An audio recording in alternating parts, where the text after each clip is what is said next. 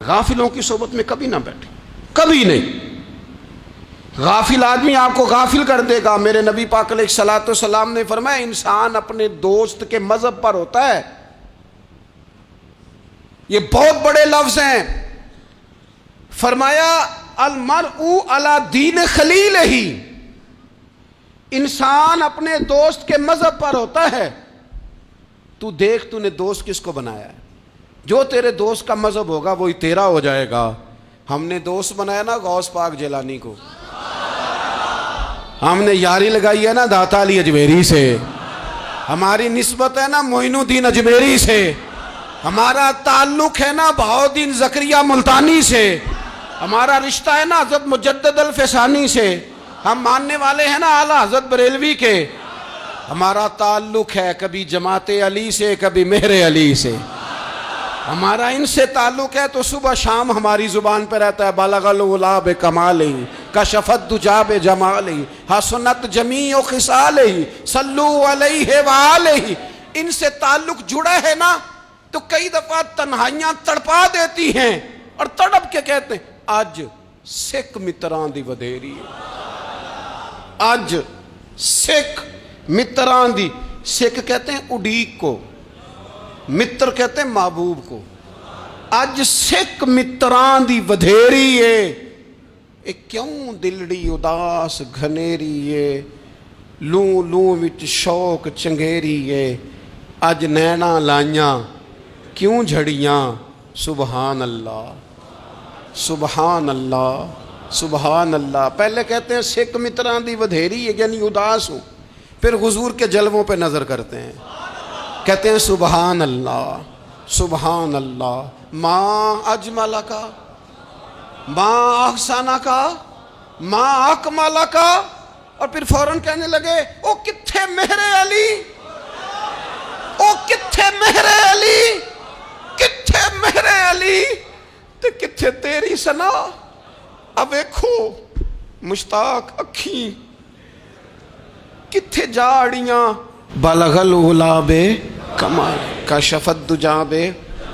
اور میرے اعلیٰ حضرت کہنے لگے سرور کہوں کہ مالک و مولا کہوں، باغ خلیل کا گلے زیبا کہوں تجھے، تیرے تو وصف عیب تناہی سے ہیں بری، حیران ہوں میرے شاہ میں کیا کیا کہوں تجھے۔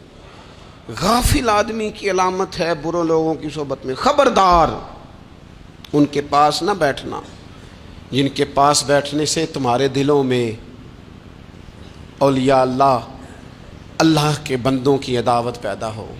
خبردار خبردار ان کے پاس نہ بیٹھنا جن کے پاس بیٹھنے سے تمہارے دلوں میں حضور کی اولاد پاک کے بارے میں شک پیدا ہو۔ خبردار اس شخص کے پاس نہ بیٹھنا جو امام حسین ابن علی کے بارے میں کوئی کمزور بات کرتا ہو، بچنا۔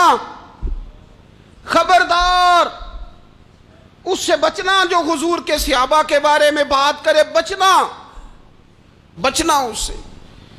جو سیدنا ابو بکر صدیق کے بارے میں کوئی،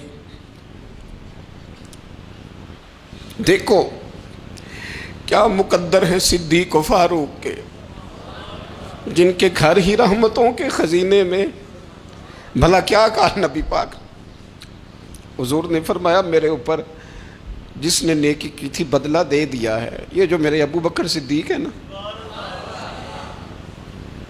ان کو میں اللہ کی بارگاہ میں لے جاؤں گا، کہوں گا مالک تو ہی بدلہ عطا فرما۔